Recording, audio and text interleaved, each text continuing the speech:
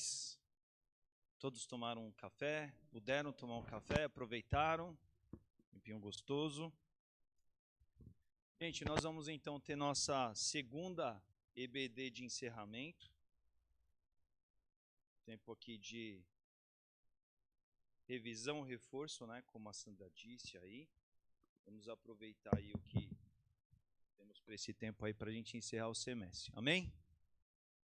Vamos orar então para esse momento aqui. Os que estão aí um pouco mais afastadinhos, se quiser chegar aqui perto aqui, ajuda a passar o frio, tá? Fica a dica aí do teacher. Vamos orar. Mas se quiserem vir, eu espero. Tá bom, vamos lá. Eu vou aí até vocês aí para fazer a participação. Vamos orar. Senhor, muito obrigado por essa manhã. Que gostoso estar aqui. A gente pôde tomar um café ali, já olhar para a tua palavra. Tudo isso é muito bom e nós te agradecemos por isso. Abençoe agora, Senhor Deus, esses instantes que a gente terá de aproveitar aqui esse encerramento de tema, de assunto. Que o Senhor nos abençoe e nos enriqueça, Pai, dentro dessa oportunidade.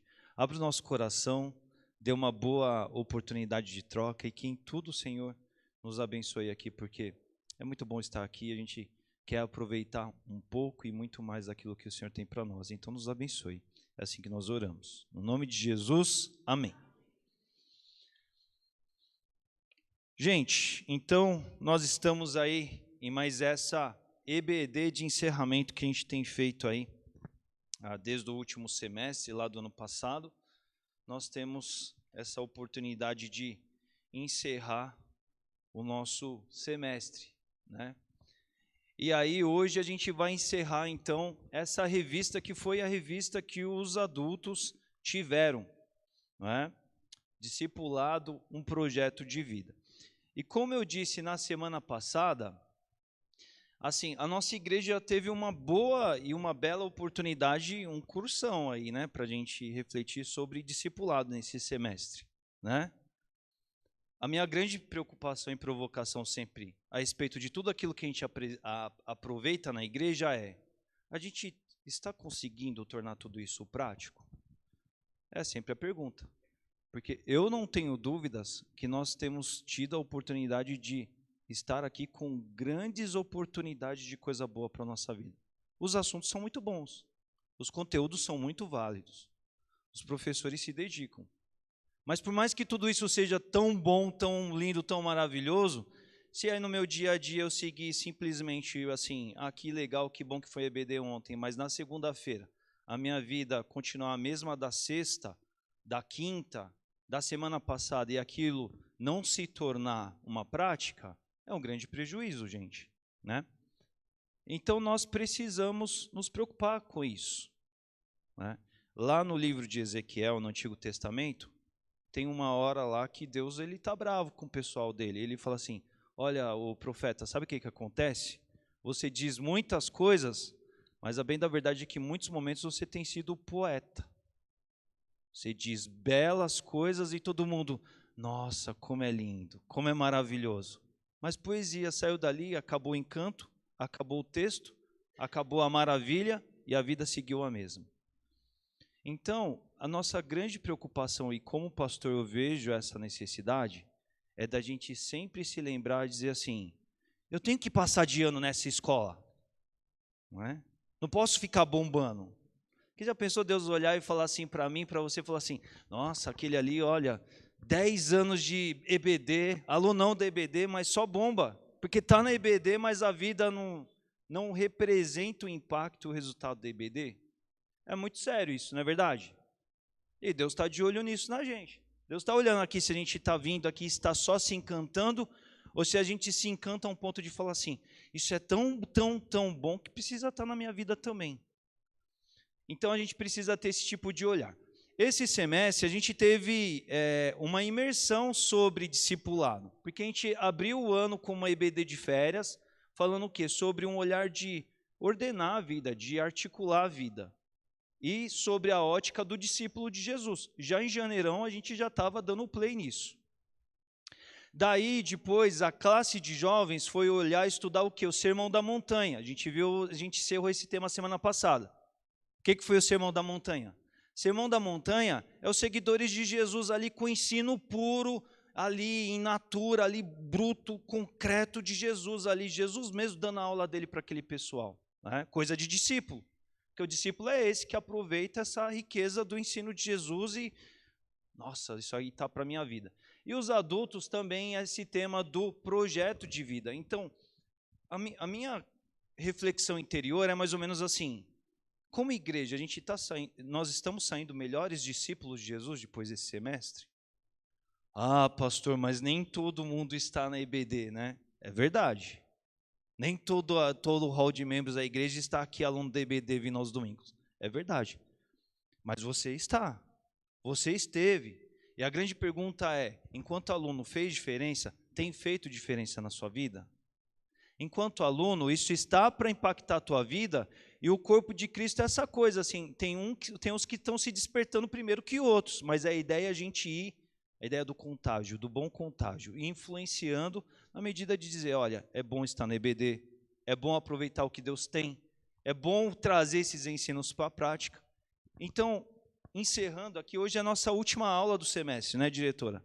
Nossa última aula do semestre.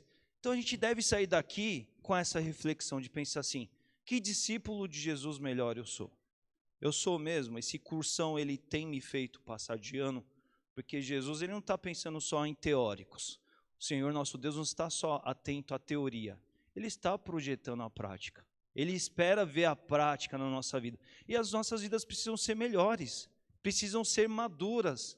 O Novo Testamento vai falar sobre crescimento, amadurecimento. Por quê? Porque tem medidas das bênçãos de Deus, da vida com Deus, do caminhar com Deus, que a gente só vai experimentar na condição de maduros, de maturidade. Mas se a gente não passar de ano, né? Eu me recordo, né? Eu gosto muito do seriado Chaves lá do SBT, aquele antiguinho lá, né? Tem uma série lá que é muito engraçado, né? O seu Madruga contando que ele frequentou 8 anos a escola. E a Chiquinha falou assim, é verdade, 6 anos foram no primeiro ano. Bombou 6 anos, né? E 2 lá ele fez no segundo. Entendeu? A gente não pode viver isso na nossa vida, entendeu, irmãos? É simples assim. Então a gente deve ter essa indagação de falar assim, o quanto a gente realmente está saindo aí diferente disso tudo, tá? Então vamos lá. Vou falar aqui um pouquinho com vocês sobre o conceito de ser discípulo, né? E esse conceito por si só ele não é muito facilitado para a gente hoje em dia, porque hoje em dia, na vida moderna que a gente tem, isso não é uma coisa do dia a dia, da vida comum. Lá em outros tempos do passado era.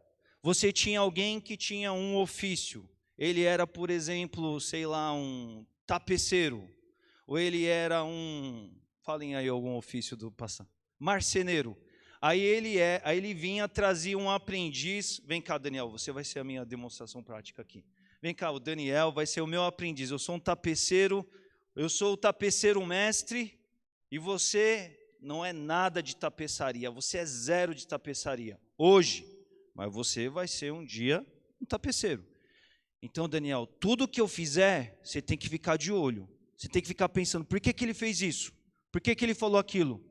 Por que ele pegou o tecido, fez aquele corte? Por que ele costurou assim? Porque você é discípulo. Você hoje é um discípulo, para um dia você estar na condição igual do mestre. Então o discípulo é aquele que assim, o tapeceiro ia para cá, o discípulo ia para cá. O tapeceiro estava martelando, o discípulo de olho, né? Essa figura, pode se sentar, obrigado pela participação, vamos aplaudir. Atuou muito bem, maravilhosamente bem. Tá para o Oscar aí. Então, essa era a figura antiga, mas hoje em dia isso não acontece. O mais aproximado que vai acontecer disso é a figura do estagiário, que todo mundo brinca, tira uma onda, prega a peça no estagiário e tudo mais, né? Mas hoje em dia isso não existe mais. Então, esse conceito do discípulo é uma coisa já meio distanciada, e aí isso às vezes não nos ajuda a entender a importância e a aplicação disso para a vida prática, né? No que diz respeito à vida comum. E com relação ao reino de Deus, isso também é desafiador. Porque vamos lá, vamos entender quem eram os discípulos de Jesus, como é que foi essa experiência dos discípulos de Jesus, como foi essa história dos 12? Vocês podem me ajudar a construir essa lista? O que aconteceu? O que tornou aquele pessoal em discípulo? O que rolou na vida deles? Seguiram a Cristo, mas eles simplesmente estavam lá e do nada, opa, estou seguindo a Cristo? Foi assim? Foram chamados, ó. E aí, não é só uma questão de ser chamado, né? Porque tem muita gente que é chamado, mas fala assim, eu não, ó, não escutei, ó, sai fora, né? Mas eles foram chamados e aceitaram, e corresponderam ao chamado, não é? Mas eles, o que era? Eles eram gente de bobeira na vida? Estava lá sem fazer nada, assim, aí o pastor Jesus, aí ó, você está de boa, vem comigo. Foi assim? Então vocês disseram que não, qual que é? Eles eram gente ocupada na vida, né? Jesus não chamou gente que estava lá de bobeira na vida e tudo mais. Mas, e aí eles romperam tudo, não é verdade? O que a Bíblia vai mostrar? Eles abandonaram, porque Jesus uma hora era na Galiléia, outra hora lá em Nazaré, Cafarnaum, não saía de Cafarnaum, descia para a Judéia, o pessoal perseguia ele, voltava para o deserto, aquela loucura toda, Samaria, falava com a samaritana, depois já seguia a viagem. E os discípulos atrás, porque discípulo que não está atrás do mestre, não é discípulo, né? Então eles o quê? De gente ocupada que eles eram, eles romperam com tudo, ok? E viveram fases, né, gente? Porque daí, o que aconteceu? Eles ficaram 3 anos ali seguindo Jesus. Aí na hora que era a hora do grande propósito amadurecer, aí todo mundo foi para casa, pegou, vamos voltar, desiste tudo, aborta, não somos mais discípulos. Aí Jesus ressuscita e fala, e aí, cadê vocês? Estou esperando vocês. Aí eles voltam, passam 40 dias junto, aí fala, agora nós vamos. Aí eles se tornam os apóstolos lá, que Atos vai nos dar, não é? Mas percebe que essa vida dos discípulos que a gente lê na Bíblia e fala desses 12 aí, é muito incomum com aquilo que a gente vive no nosso dia a dia, né? A gente vive algumas nuances disso, mas nesse nível que eles viveram aqui, a gente não vai viver isso, certo? Então isso começa a ficar um pouco distanciado e nem sempre isso não vai nos ajudar. Mas vamos falar de um outro discípulo, outro apóstolo aí, né? Mas para apóstolo aí, a construção, Paulo, o apóstolo Paulo, que é outra que a gente tem aí na Bíblia. O que a gente pode dizer sobre Paulo? Aí, os alunos de EBD, 15 anos de EBD, vamos construir. Quem que era Paulo? Quem foi Paulo? Como surgiu Paulo?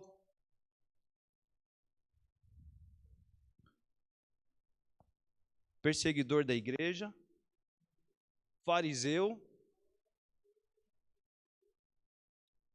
não era qualquer um, né? Era Saulo e... Fica uma fase de cegueta lá, né? A Bíblia vai mostrar. A irmã Celestina falou um negócio, eu não ouvi, irmã. Fala um pouquinho mais alto. Teve uma experiência forte, pessoal com Deus. Paulo, ele era uma pessoa muito, assim, além de ser o top dos judeus e tudo mais, Paulo ele tinha cidadania romana também. Então ele tinha toda uma vida, ele tinha toda uma trajetória, né? Alguém muito bem preparado. E aí, mas ele sofreu uma ruptura, né? Ele tinha uma considerável condição social, mas é alguém que depois da ruptura, depois da fase de ter ficado cego, depois de ter tomado choque, ver que estava tudo errado, ele vai romper com tudo aquilo e abre mão para valer mesmo. E aí ele vai virar o quê? O apóstolo dos gentios. O apóstolo é aquele que vai para além das fronteiras de Israel. E aí ele tem esse ministério itinerante, Paulo tinha. Paulo viajava, Paulo fundava igrejas, Paulo acompanhava igrejas, Paulo acompanhava servos de Deus que estavam na igreja, vai para lá, vem para cá, pastoreia aqui, vem para cá, escreve carta, faz a ponte entre uns não queria falar com outros, Paulo ia lá resolver o negócio, viajava, cruzava, era preso, saía da cadeia, era preso, saía da cadeia. A vida louca de Paulo, né?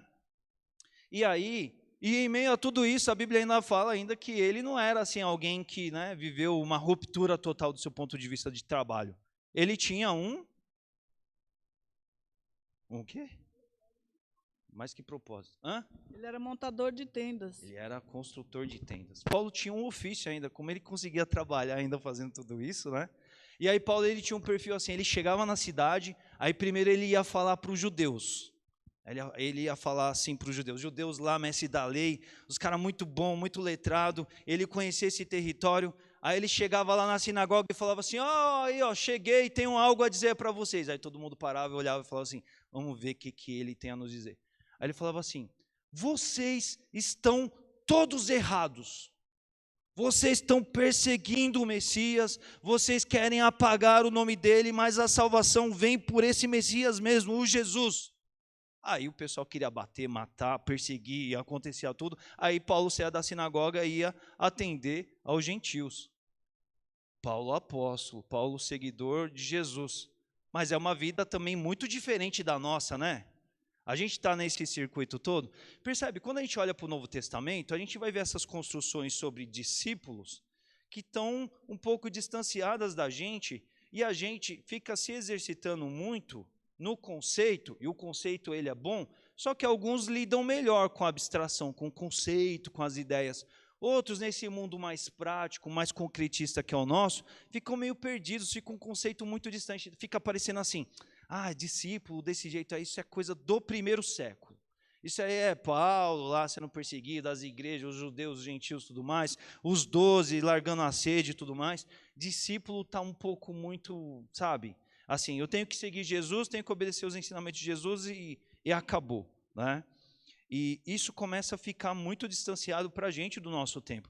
Talvez isso faça mais sentido para alguns, né? Por exemplo, eu entendi o meu chamado, né? Houve um chamado para mim, correspondi ao chamado, e eu vou viver algo que em muitas expressões é igual à vida desse pessoal aqui. Rompo com tudo, vou viver nuances, episódios relacionados a esse ministério. É algo muito dirigido para mim, para alguém que é um missionário, mas para o crente da vida comum, às vezes fica muito distante. E quando fica distante, às vezes a gente não consegue aplicar todo o aproveitamento que deve ter. Então, esse é o nosso desafio, né? E o que nós vamos ver aqui hoje é o quê? É justamente abordagens. Esse aí eu já passei, ó, trazendo um slide aí, ó. Perfil dos discípulos, né? E aí o que acontece? A gente vai ver, entender que esses discípulos, eles tinham um perfil, né? Eles tinham uma vida comum dentro de uma certa direção, chamado para uma ruptura de vida e um compromisso para uma nova vida, né? Uma vida por essa nova vida de dedicação e imersão de cabeça, chamado para ensinar princípios e para viver os princípios que ensinavam também. Então, isso tem a ver com os 12, tem a ver com Paulo, tem a ver com esse pessoal todo. Mas, às vezes, isso fica muito distanciado de uma vida comum da nossa aqui. Entender essa ruptura de vida, o compromisso da nova, viver por ela, de cabeça e tudo mais. Mas eu tenho aqui a minha vida, é século 21, a coisa é uma correria só, a gente está com tanto suporte, tanta tecnologia, mas a vida está cada vez mais apertada. E como que a gente vai viver tudo isso, né? E aí, gente, é o grande desafio que a gente tem. E aí, essa revista que os adultos estudaram nesse semestre, ela é boa, porque ela vai olhar expressões de uma vida comum, de gente do nosso tempo, e trouxe a ideia, a aplicação do que é ser discípulo nessas configurações. Então isso é bom, é muito bom para nós, porque a gente precisa fazer essa reflexão. A gente vai olhar aqui algumas ideias que foram abordadas nesses domingos, mas a gente precisa entender como é que essa coisa toda de ser discípulo sendo intérprete de Libras, ou ser discípulo sendo uma fazendeira no interior. Como é que é essa vida toda de ser discípulo e estar ali transitando na Coab, de olho em tudo, igual o irmão José está, eu passo lá, ele está numa esquina, está cruzando a rua e tudo mais, está entendendo o que está acontecendo. Como é que é ser discípulo lá na Avenida Paulista? Em qual andar? 10º andar, vendo ali a avenida, como é que é o discípulo de Jesus lá? Não rompeu com tudo, não saiu, não largou a rede, como é que é esse discípulo lá no hospital? Ser discípulo lá na vida comum nossa, porque tem expressão e medida do discípulo em todo lugar, lá vendendo, comercializando as coisas de vida lá, ou lá no home office lá, né? Discípulo no home office, né, Guilherme? Que vida louca é essa? Então a gente precisa olhar, porque tem grandes expressões e tem experiência discipular para todos nós nas nossas vidas. E a gente não deve deixar de aproveitar isso, tá? De forma nenhuma. Então vamos lá, a revista ela trouxe 16 lições, ela vai olhar esses aspectos dentro da vida comum, né? Então o discípulo, ele é uma nova criatura. Gente, o que está por trás disso tudo quando a gente fala assim, o discípulo, ele é uma nova criatura? Ele mudou? Uma nova pessoa, né? Porque algo novo rompe com algo e traz algo novo, né? Mas na vida cristã não é só isso, né? Porque é o seguinte, a vida cristã você vem com o novo, mas o velho está ali perto.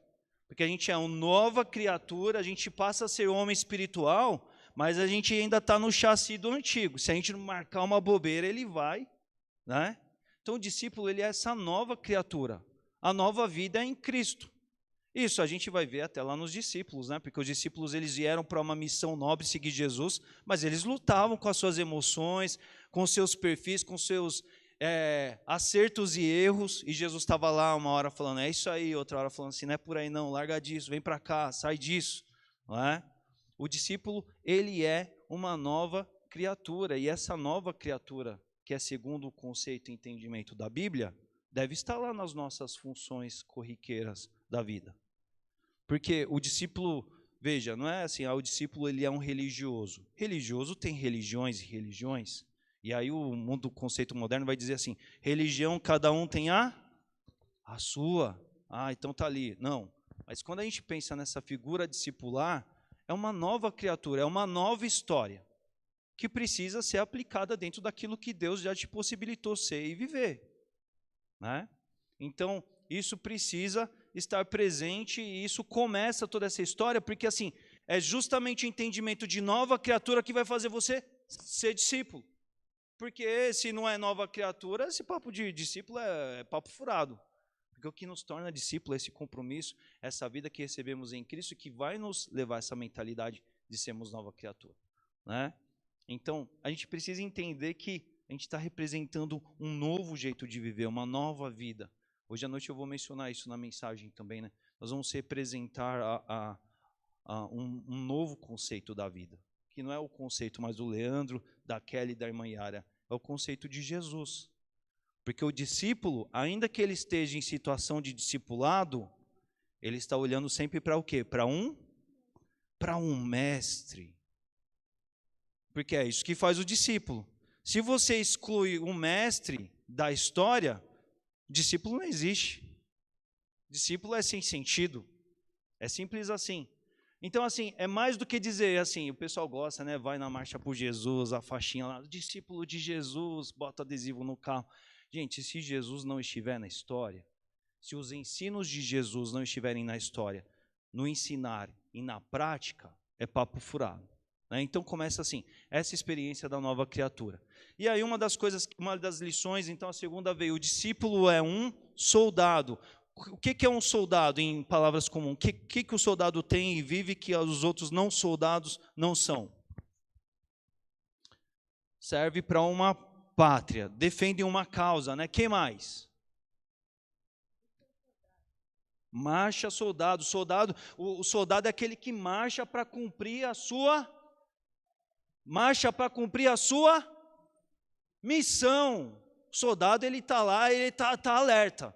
Ele tem os turnos dele, ele dorme um pouco, mas ele fica acordado porque ele sabe que a missão dele é não falhar. Na hora que ele tem que marchar, ele tem que enfrentar, tem que lutar, tem que partir para cima, tem que brigar. Então o discípulo, ele é um soldado porque ele traz uma missão nele, não é? Então nós, discípulos de Jesus, nós temos que entender que nós temos uma missão. O discípulo de Jesus é o pastor, porque ele tem uma missão que é ir no domingo pregar na igreja. Não, o discípulo de Jesus, ele tem uma missão, que é representar os conceitos e os ensinos de Jesus, não é? Quando está liderando pessoas no dia a dia comum, quando está lidando ali, representando falas para pessoas comuns, quando está dirigindo uma escola, ajudando, tecendo decisões ali, é um momento, ele tem uma missão na vida dele, e essa missão precisa ser representada. E se precisar lutar para essa missão perdurar, ele tem que lutar. O problema de hoje em dia é que às vezes quero ser discípulo, mas não quero lutar. Quer ser o discípulo que só fica lá na base, lá no QG, lá no exército lá. Não mexe comigo não quero briga não, né? E lá no Novo Testamento vai falar assim, que aquele que entrou para o serviço, né, de ser um soldado, tal, ele já não vive a vida do comum, do civil, né? Desculpa, Sandra.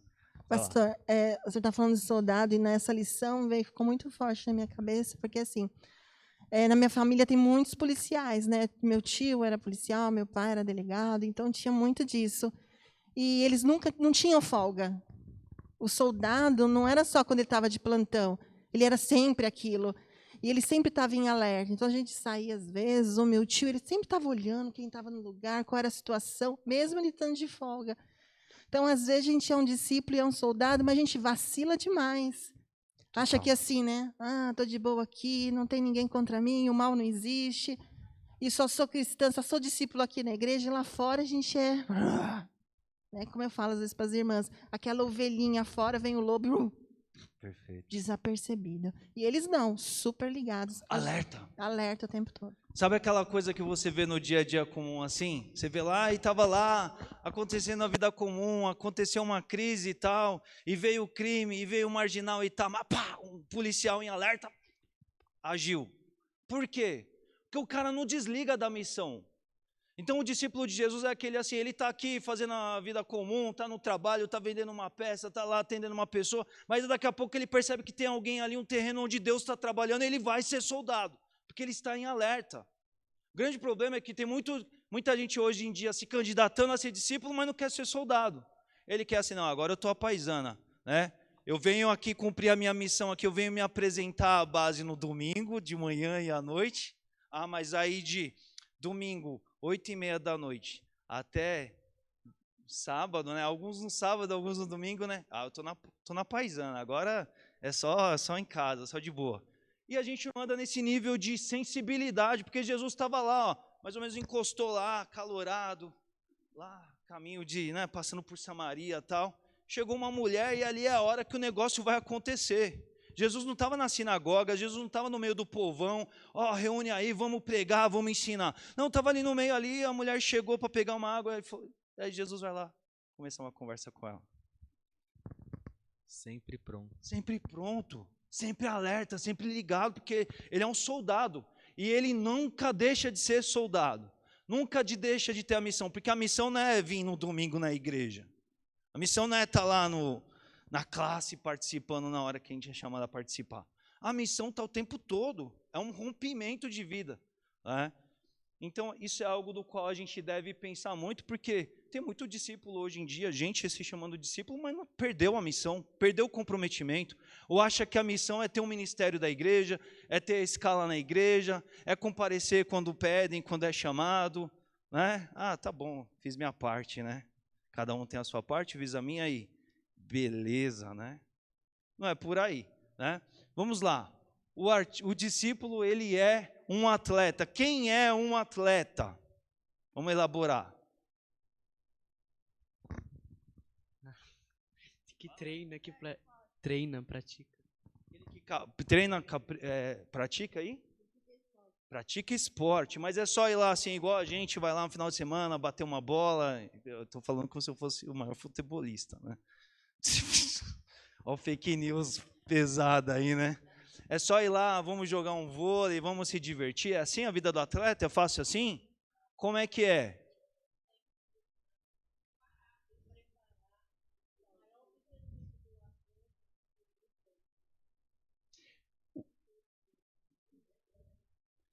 Tem regra, tem preparo, tem dedicação, tem renúncia. A melhor fase da gente ver isso, sabe o que é? É na época das Olimpíadas. Quem aqui gosta das Olimpíadas também? Eu gosto, né?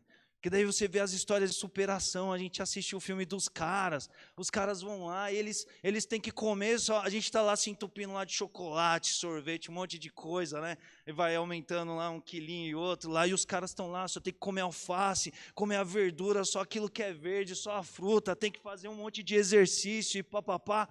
E é alguém que o quê? Ele está dedicado a um propósito, a um plano, né? ele está ali sobre regras estritas, porque ele não pode perder o que? O grande objetivo de ser vitorioso, porque ele tem embates, ele tem competições a alcançar. Ele sabe que ele vai chegar no pódio, e sabe o que é engraçado? A gente é muito errado, né? A gente é muito errado, né? Porque a gente fica lá de boa, lá no sofá, né? A maratona, aí curte, viaja, tal. Aí chega nas Olimpíadas, aí vem lá, tchan, tchan, tchan, nossa, ganhou um troféu lá, e você, nossa, que legal, mais uma pro Brasil, né? Finalmente vai subir no gráfico lá. É ele aqui, ganhou uma medalha de bronze, a gente. Ah, de bronze, meu. De bronze, meu. Tipo, bronze nem conta, meu, nem faz a matéria disso aí, né? Por quê? Porque a gente acha que o que é fácil. E o cara tá lá, é bronze, tipo assim, entre 17 caras, eu fui o terceiro. Que bom, né? E aí, gente, porque o cara dá valor ao preparo, à medida, à entrega, ao sacrifício. Aquilo, ele está no pódio, o pódio é o lugar dos campeões. O lugar mais celebrado é a medalha de ouro, a segunda é de prata, mas ele está entre os campeões, é o hall dos campeões. Não é assim, a gente elege um grande campeão e os outros para fazer a vergonha, vocês não conseguiram o primeiro lugar. É o hall dos campeões que estão ali. Não é? Então, o discípulo, ele é esse atleta. Uma palavra que eu acho que pode definir muito essa questão do atleta, que deve estar para o discípulo também, é o quê? É foco de não perder. Não é? E algumas expressões do Novo Testamento vão versar muito sobre isso, falar assim, olha, Paulo dizendo assim, eu olho focado para não perder o prêmio da soberana vocação, eu estou focado, eu quero honrar Jesus, eu estava lá na rua da amargura, fazendo tudo errado, matando crente e tal, a graça veio, me arrancou de lá, agora a história nova é boa, e eu quero fazer ponto sobre essa batalha da qual Deus colocou eu para brigar, Deus colocou eu para ser campeão aqui agora, né? É isso, é foco. Mas aí hoje em dia a gente fala, eu sou discípulo de Jesus, mas está lá mascando chiclete no sofá, não tem foco nenhum. Aí chega a hora de estar preparado, não está. Aí chega a hora de vencer uma batalha, perdeu, nem se classificou para ir para a Copa, para ir para as Olimpíadas, porque está marcando bobeira. E uma coisa a gente precisa entender, o discípulo ele é um atleta. A filosofia do atleta tem que estar para o discípulo, do preparo, do foco, da dedicação, da renúncia. Tem muitas vezes, né, eu gosto muito de ver alguns servos do Senhor, que você assiste eles pregando, eles ensinando, aí você fala assim, nossa, que tesouro, que diamante, né? Aí a gente fala assim, Deus, puxa, que eu consiga crescer nessa direção, né? Aí a pessoa começa a testemunhar como é que foi a vida dela e como tem sido. Aí você fala assim, é um atleta.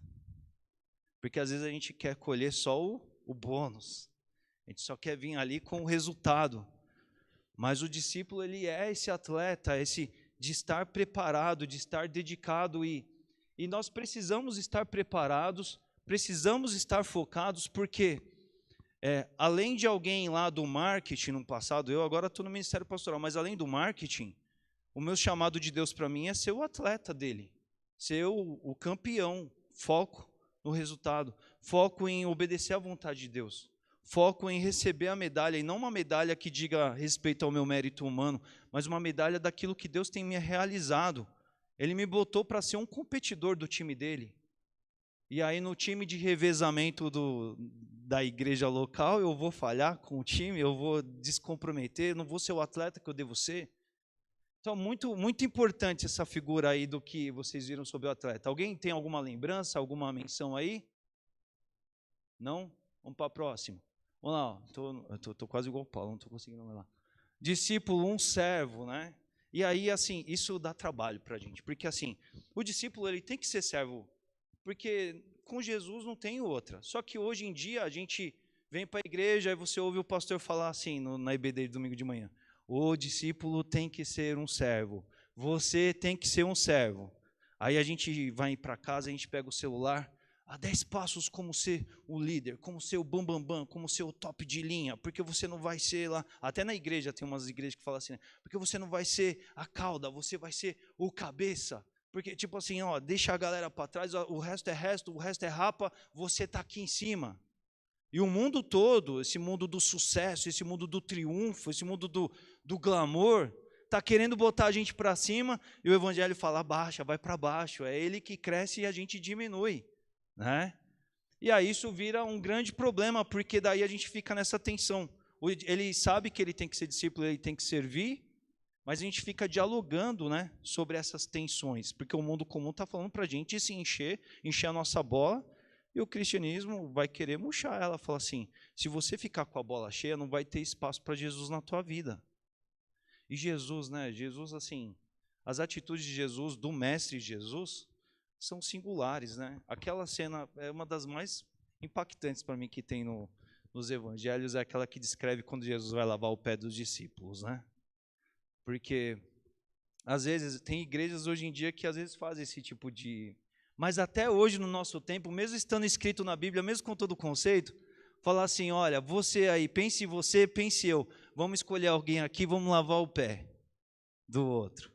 Não é uma coisa que nos fala assim, sério, não é verdade? Nos confronta. Jesus foi lá. Jesus foi lá dizer assim para aqueles discípulos, olha, o mestre serve, portanto os discípulos também devem servir, servem também, não é? Mas aí a gente hoje em dia ninguém quer servir, todo mundo quer ser servido. O Rafa pregou esses dias falando lá sobre as expectativas. É todo mundo cheio de expectativa, todo mundo esperando tudo do outro, todo mundo querendo muito do outro, esperando demais. Ah, não está legal, não está do jeito que eu gostei, não foi como eu esperava, estou chateado, esperava mais. E aí, quando a gente está esperando demais, a gente não está se dispondo a servir, como nós somos chamados para servir. Aí vira aquele grande clube dos expectantes, todo mundo com expectativa. Mas pouca gente arregaçando mangas, porque foi isso que aconteceu lá com Jesus, né? Ficou todo mundo olhando e falando assim, ih, faltou o servão, quem é que vai pegar o pé da galera, hein? Aí aquela galera ali que a mãe ficava falando, né? Olha, meus filhos vão sentar lá um do lado na esquerda, na direita, aqueles já falaram assim, pode ser qualquer um, mas nós com certeza não vai ser, porque nós estamos aqui do lado de Jesus, a gente está, né? A gente já está no outro nível, né? Imagina Pedro, né? Pedro ia falar assim, essa galera aí, eles nem respondem as perguntas de Jesus, eu sou aqui, estou sempre respondendo, sou mais participativo. Quando Jesus pensa numa coisa, eu vou lá buscar o copo d'água para ele, eu vou ajudar. Eu não sou o cara que vou lavar o pé do pessoal, né? Tem outros aí, né? Deixa aquele mais quieto, né? A gente pensa assim, né? Ah, deixa aquele que não fez nada, né? Mas a realidade da igreja é assim, olha. Você percebeu uma necessidade. Gente, se você percebeu uma necessidade, vai lá e faça. Ah, pastor, mas eu já faço 10 coisas. Mas o Espírito Santo está dentro de você. Você está em sensibilidade. Você está possível para você. Por que você não vai fazer? Você está esperando outro fazer? E fazer não só de qualquer jeito também, né? Porque às vezes, até na Bíblia lá, quando a mulher coloca todo o perfume, tem pessoas que se escandalizam ali. Por que você está usando todo o perfume? Ela deu o melhor, o que ela tinha de mais precioso. E muitas vezes a gente faz de qualquer jeito. Vê que ninguém foi, vai lá e faz, mas de qualquer jeito. Tipo assim, já fiz bastante, né? Aí, já que eu estou cobrindo uma brecha aí, eu vou fazer de qualquer jeito, né? Mas não, aí Jesus, o grande líder, ele vai lá e ele fala assim, sou eu que vou fazer. Né? Está para todos nós. Irmã Celestina, uma participação? Vamos lá, chega no microfone. É que eu li na Bíblia que o servo inútil é aquele que só faz até onde é mandado. Só a tarefa dele, mas o servo bom é aquele que ultrapassa as suas tarefas. O servo, ele está na essência dele servir. E esse é o grande desafio para nós, porque a gente tem que servir dentro da igreja, a gente tem que servir dentro de casa, a gente tem que servir na nossa vida comum. Servir é um imperativo do discípulo. Porque muitas vezes o servir em algo comum, da vida comum, vai ser um abrir portas para depois a gente falar do Senhor, para a gente causar diferença sobre a vida de alguém, mostrar que você é diferente. E oportunidades surgem, né?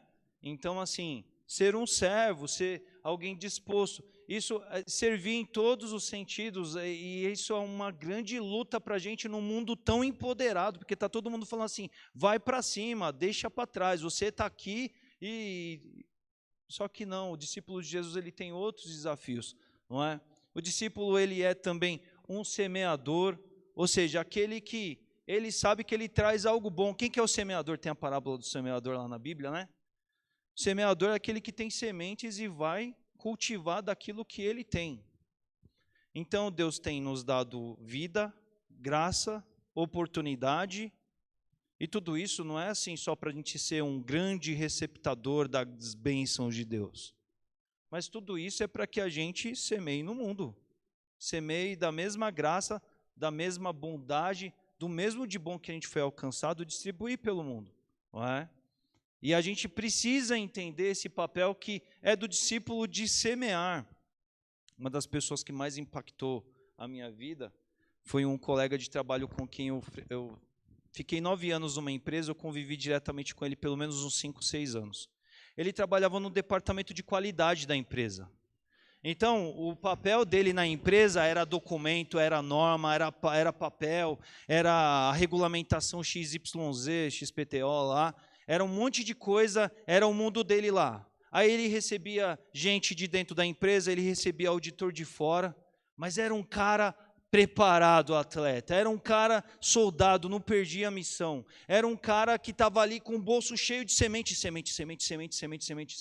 Tinha dia que eu ia lá na sala dele lá, era só um auditor de uma empresa X lá para verificar a documentação. Chegava lá, o cara estava chorando, porque ele estava do lado de um discípulo de Jesus. Porque não se tratava mais de papel, de norma, de regulamentação, mas ele abria uma conversa ali com naturalidade, ele falava alguma coisa, criava um relacionamento. Na terceira, quarta visita ele já virava quase o melhor amigo do cara, na outra visita ele já estava evangelizando, enchendo Jesus, enchendo da semente de Jesus a vida de alguém que precisava. Um semeador, aquele cara que fala assim, o semeador ele anda com semente para semear, não é assim andar com semente para semente apodrecer no bolso. Mas às vezes a gente fala que é discípulo de Jesus, mas está com um punhado de semente aqui, porque a gente vai frequentando a EBD, vem no culto, é tanta coisa boa, e a gente vira um poço, só vem bênção, e não sai. E não, o discípulo ele tem que ter esse volume de entregar, de repartir, de repassar, passar adiante. O discípulo ele é um santo. Esse aqui é o outro paradoxo difícil demais, né? Porque assim, é das coisas que a gente fica pensando em Jesus, né? Jesus, a gente sabe que Jesus não pecou. Às vezes dá a impressão assim, né? Jesus não saía da igreja, né? Jesus estava lá, né? Igual um monge, né? Aquela figura de Não, aí a Bíblia vai dizer em outras partes que Jesus estava no meio dos pecadores. É difícil, não é, gente, conciliar as duas coisas? Falar assim, como é que Jesus estava lá nos meios mais complicados e estava ali mantendo esse nível de compromisso? Jesus, ele era assim. Mas sabe por que às vezes a gente não consegue? Sabe por que às vezes é tão difícil para a gente? Porque falta essas outras expressões discipulares que a gente falou. Se a gente não tiver preparado, se a gente não tiver com a missão sempre clara, sempre destacada na mente, sabe? Se a gente não tiver ali com a nossa melhor dedicação, com a nossa melhor visão clara do que a gente tem que ser e fazer o tempo todo, aí a gente vai cair de bobeira, né? Tá só no meio do pessoal, mas você tá o maior despreparado de tudo, você não tem noção dos combates que a gente tem a enfrentar, você não tem noção da competição que você tem para enfrentar, vai achar que é só chegar e competir, você não passa da primeira classificatória. Você não é aprovado para ir para campo de batalha. É simples assim, né? E Jesus, ele tinha todo esse papel dele, porque ele era alguém totalmente focado em ser, não é, separado do pecado, né, como ele sempre foi, perfeito, mas num mundo que precisava de luz. Isso é desafiador para a gente, porque a gente quer viver a vida de discípulo mais ou menos assim. Ou a gente deixa para lá, a gente desiste porque é muito difícil, né? Não consigo. Então assim, vou entrar na média de todo mundo e todo mundo vai passar de ano aí. O professor é o Deus de amor, né? Ele é bonzinho, ele vai abrir uma brecha ali, vai passar todo mundo no bolo. Ou a gente pensa assim, não, eu vou ser o mais separado de todos, né? Eu não vou nem falar com os pagãos, eu não vou nem estar próximo a eles, eu nem vou misturar muito. Onde a gente estava lá no culto lá em Jandira, lá, os jovens foram lá, né? O pastor lá, o Cris, estava comentando isso lá, que ele tinha uma vez um trabalho dele, um colega lá, que na hora do almoço no refeitório, ele nem sentava junto com os outros pecadores, porque ele estava numa situação diferente, né? Aí ele ia lá e ficava numa cadeira à parte, porque ele era santo. Como é isso, né? Como é que ele vai comungar ali com os caras que está tudo errado? Então a gente vive muito esse dilema da igreja. E não é só uma questão da física, tem gente que não faz isso no físico, mas faz isso no coração. Tem gente que fala assim, aquela pessoa ali está toda errada, está toda destruída. Então, eu não quero nem papo, eu vou fingir que ela nem existe. Então, assim, ou a gente vai, ou às vezes as pessoas vão e se tornam influenciadas pelo mal, ou elas se repelem. Mas não é esse o princípio do mestre. O princípio do mestre é, vai e faça a diferença. Brilhe a luz, mas para isso você tem que ser um atleta, tem que ser um soldado, tem que estar ligado, tem que estar focado no movimento. É assim que a gente consegue. É assim que o mestre fez e é assim que está para a gente, né? Uma coisa bem engraçada em cima de tudo que o pastor está falando é, eu trabalho com muitas pessoas e é muito fácil exortar as pessoas no serviço e elas atenderem aos nossos pedidos. Por quê? Porque ali, se elas não fizerem o que a gente pedir, né, elas não vão ter o emprego, não vão ter o salário, não vão ser reconhecidas. Só que quando a gente fala de igreja, não existe esse no trabalho existe a disciplina, o aprendizado, faz o curso, coloca com uma outra pessoa para aprender. Na igreja, a pessoa não quer muitas vezes se santificar, não quer pagar o preço de fazer a diferença, de tentar exortar o irmão com amor, servir, ser servido também. Porque às vezes as pessoas falam, você está aqui para servir, mas tem gente que não deixa também ser servida, né? Então acho que é uma troca que a gente tem que colocar em prática para não fazer o que o pastor citou, de só fazermos o trabalho de sábado, domingo, quando estamos na igreja.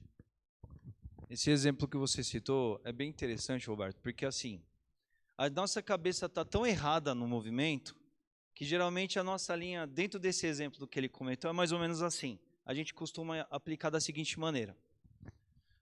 Mas lá a gente tem um salário, lá tal. Na igreja a gente não ganha nada.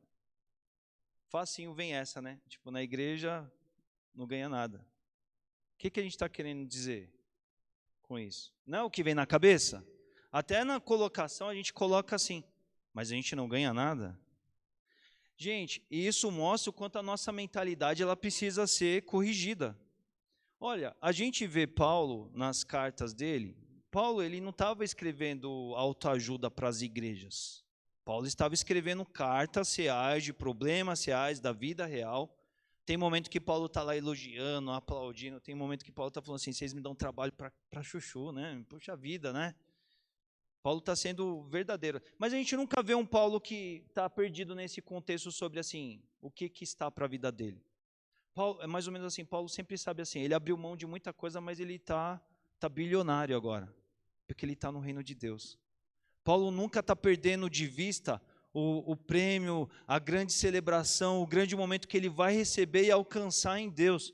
É por isso que Paulo, ele é tão assim, é assustador até. O cara está preso e está motivando gente, o cara está preso e está evangelizando, né?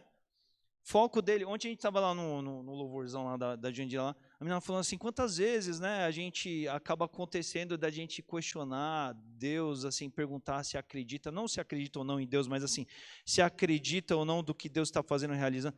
Às vezes essas dúvidas acontecem justamente por conta desse olhar muito finito e localizado, mano. Porque se a gente olhar, Paulo o tempo todo estava olhando para o céu. Paulo, sabe por que eu acho que isso era muito natural para Paulo? Paulo ele esteve muito visitado dos melhores privilégios da vida comum quando ele estava do lado de cá. Ele era cidadão, ele era reconhecido, ele era bajulado no meio dos judeus, ele era o tal, ele era o figurão. Mas aí quando ele se encontra com Jesus no caminho, aí quando ele fica lá no deserto, lá num tete-a-tete pessoal com Deus, ele pesa as coisas e fala assim, tudo que eu tinha, por isso que ele vai falar depois, que tudo que ele tinha não era nada, não se comparava.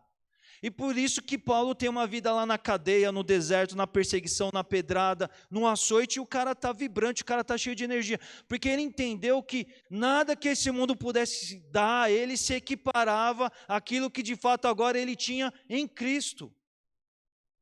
Ele entendia, mas a gente tem essa visão tão localizada do aqui e agora de pensar assim, mas lá tipo, a pessoa ganha um salário e se ela for um bom profissional, ela ganha um bom salário, ela vai ser promovida. A gente equipara e a gente até rebaixa a caminhada com Deus, a caminhada do discípulo, como, né? Isso mostra o quanto a gente tem campo a amadurecer, de entender quanto a gente tem. Às vezes a gente fica pensando, né? nas renúncias que o discípulo tem que fazer, porque para ser um soldado, um atleta, essas coisas que a gente viu aí, ele tem que fazer renúncia. A gente fica assim, mas, gente, essa resenha não devia nem acontecer. Esse pesa do, já renunciei demais, vou renunciar mais, já não foi o bastante. Espera aí, o que você recebeu? Que talvez você recebeu algo muito grande e você não está conseguindo enxergar, não está conseguindo aproveitar, não está conseguindo desfrutar de algo tão maravilhoso que foi dado a você. Isso é tão doido que às vezes quando a gente lê o Novo Testamento, a gente para numa pauta dessa, às vezes parece até assim, nossa, esse pastor é meio louco, né? Porque a gente é tudo assim, tão comum, tá falando essa coisa grande e tal. É porque a gente normatiza, a gente reduz, a gente bota a vida cristã, a nossa experiência com Deus dentro de uma caixinha de fósforo. Acha que Deus é isso. Acha que Deus é essa religiosidade, essa escala da igreja, é o que eu já estou fazendo, eu já estou melhor que muita gente. A gente fica nivelando por baixo, a gente para de olhar para o céu, a gente para de olhar para Deus. Se conforma, toma a forma desse mundo, quando a gente, na nova criatura, que é o primeiro tópico, a gente foi chamado para coisa muito maior e elevada. São muitas lições. Então a revista também falou, discípulo é aquele que carrega a cruz. Cruz, na perspectiva da história cristã, a gente sempre tem que entender esse lugar de renúncia. Renúncia pelo que é maior, não é? Na pessoa daquilo que Jesus experimentou. Discípulo é aquele que põe a mão na arada, é aquele que vai trabalhar. Sabe o que é interessante? É que os irmãos mais antigos vão lembrar, vão concordar comigo. Quem conhece muito cantor cristão, acompanha muito da mentalidade de outras épocas, de outros tempos, porque as letras dos hinos refletem como os crentes viviam e experimentavam a fé e a caminhada cristã naquele tempo. Muito dos hinos do cantor cristão fala de trabalho, de serviço. No serviço do Senhor eu sou feliz, satisfeito, abençoado. Aí era aquele irmão que ele vinha na igreja na segunda-feira, na quarta-feira, na sexta-feira, vinha na vigília, estava no encontro de oração e precisava bater a laje na igreja, ele estava lá, e precisava dar mais oferta, estava lá, campanha livro de ouro, o nome dele estava lá, e ele estava entregando, ele estava botando a mão na arado, porque ele entende que ele é servo, porque ele entende que se Deus colocou é para que ele seja bênção, porque ele entendeu que a vida dele não é aqui agora, está para muito mais, e aqui é só uma antessala, é só a calçada daquilo que ele vai viver para sempre, e ele estava ali, ele estava nessa pegada. Quantos hinos falam disso? Mas hoje em dia é assim, a onda da vez assim, vamos para uma igreja grande, porque daí a igreja grande vai receber muitos recursos, ela contrata o pessoal que vai dar o play nas coisas lá, a gente vai lá, aproveita um momento gostoso, um momento top, qualidade, aí depois a gente vai 2 vezes no domingo na igreja, eu já ouvi isso, tá? 2 vezes no domingo, não consigo mais, né? É muito tempo na igreja, né? Então, e a gente não está falando de serviço na igreja, a gente está falando de estar na igreja. É só assim, só para sentar, só para botar o ouvido para ouvir, para ser confrontado, para ser trabalhado naquilo que você precisa ser trabalhado. É demais. Eu não preciso tanto crescimento assim. Eu já tenho 25 anos de igreja, eu cresci na igreja, eu já conheço. O pastor vai pregar, esse aí eu já li, esse eu já sei. Já ouvi uma vez, não tem coisa nova para mim. Né? Percebe como é sério essa filosofia, essa modernidade de pensamento que entrou na mente das pessoas e a gente fica muito limitado a isso. Né? O discípulo ele é um mordomo, ou seja, ele é aquele que entende que Deus colocou coisas na vida dele, não é para ele ostentar, para ele usufruir, mas ele colocou coisas nas mãos dele para que ele abençoe, porque mais bem-aventurado é dar do que receber. Vocês param para perceber nisso, né? Gente, Jesus não tinha nem o dinheiro da oferta, né? Assim, arrancou do peixe. Faz a nossa aí, né? Sabe que eu estava pensando nisso, eu estava pensando assim, olha, arrancou do peixe, arrancou para ofertar. Não arrancou assim, agora faz uma coxinha pelo menos, né? Não, vamos dar oferta de 2 ainda, representa. Aí a gente fica lá, a gente não quer dar uma carona no carro, a gente não quer chamar em casa para tomar um café, a gente fica com mão de vaquice, né? A gente fica pensando 10 vezes se a gente vai ofertar, quanto vai ofertar, e aí é difícil entender o contexto do dar com alegria nessa realidade, né? A gente fica ali contando os centavos, né? Pensando, já ofertei naquilo, já participei naquilo, e assim, Deus deu para nos alegrar. Não significa assim que a gente vai lá, chegar lá, olhar na conta, vai falar assim, saca tudo, porque mais bem-aventurado é dado que receber, eu vou dar tudo para ser muito feliz, e não, a gente vai, o mordomo, ele cuida das suas responsabilidades, dos seus compromissos também, mas não é, tem essas expressões de fazer bom uso daquilo que Deus nos deu para abençoar, e sermos abençoados por meio disso, abençoando outras pessoas. O discípulo, ele é um peregrino, né? Ou seja, ele é aquele que ele está transitório aqui, ele sabe que daqui a pouco ele está zarpando, está partindo para casa, e para ele isso não é um fatalismo. As pessoas desse tempo estão tão apaixonadas pela vida do aqui e agora que pensar na morte é uma tragédia, ninguém quer morrer, ninguém quer largar dessa vida aqui, está cheio de problema, está cheio de afetado e está agarrando aqui esse corpo de morte, né? A ideia de Paulo é assim, olha, enquanto eu estou aqui, estou aproveitando com vocês, mas se eu for para lá, glória a Deus, vai ser melhor ainda. Mas a gente está agarrando esse corpo de morte, está querendo falar assim, eu quero continuar aqui lutando contra o pecado, sofrendo as dores, os problemas, investidas, eu quero ficar aqui, eu quero ter 100 anos vivendo. E Jesus preparou uma mesa, né? Quer realizar todos os sonhos, né? Não, porque os meus sonhos são melhores do que estar com Jesus. Olha como isso é sério. Olha como isso é sério, né?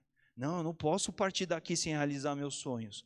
A gente deve sonhar, Deus nos fez para isso, mas tudo deve ter a sua posição, o seu lugar, né? O discípulo, ele é um cidadão, ou seja, ele é aquele que cumpre os seus compromissos, porque como a gente vai falar sobre fidelidade, como a gente vai falar sobre ser fiel, como a gente vai pretender as grandes coisas se no básico a gente já bombou? Como a gente vai querer a segunda, terceira, quarta, quinta série, se a gente já na primeira série a gente já nem apareceu, já repetiu?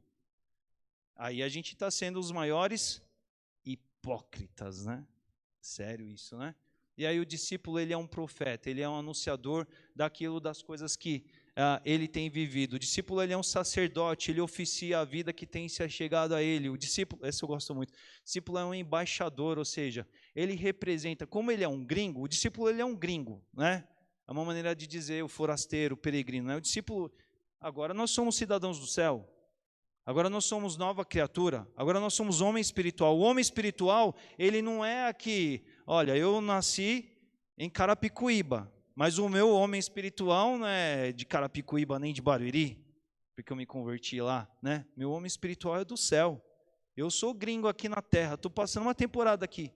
E o bom discípulo de Jesus é aquele gringo que olha e fala assim, ei, saudade da minha terra, veja a hora de voltar para lá. Veja a hora de estar. Enquanto ele está aqui, ele é embaixador, ele é representante do reino de lá. Mas para isso ele tem que ser um bom embaixador, precisa focado, essas coisas todas que a gente viu aí. O discípulo, ele é um discipulador, o discípulo, ele é esse que ele vive o discipulado e vai produzir o discipulado por meio da vida dele. E aí a última lição falou sobre o mestre e o discípulo, tudo isso porque a gente deve se tornar, deve produzir daquilo que a gente viveu na própria pele, né? Então, irmãos, é o nosso grande desafio, a gente tem que olhar para a nossa vida comum e interpretar isso, porque está lá, não é? Sendo um líder, sendo uma dona de casa, sendo um pai, sendo um filho, sendo um vovô, sendo uma vovó, trabalhando no hospital, ou já aposentado, ou no comércio, na vida comum, na metrópole ou no interior, que a gente tem de todos, né? Tem a Sandra na Paulista, tem a Cida lá no interior. Em tudo existem expressões discipulares pautadas nesses princípios que a gente viu.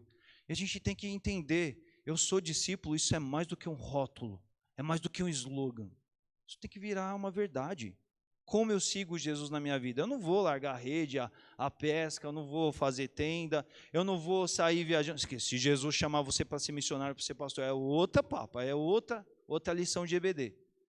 Mas na nossa vida comum a gente tem todo um palco para brilhar a luz de Cristo, para demonstrar a glória de Deus. E a gente vive isso sendo discípulo.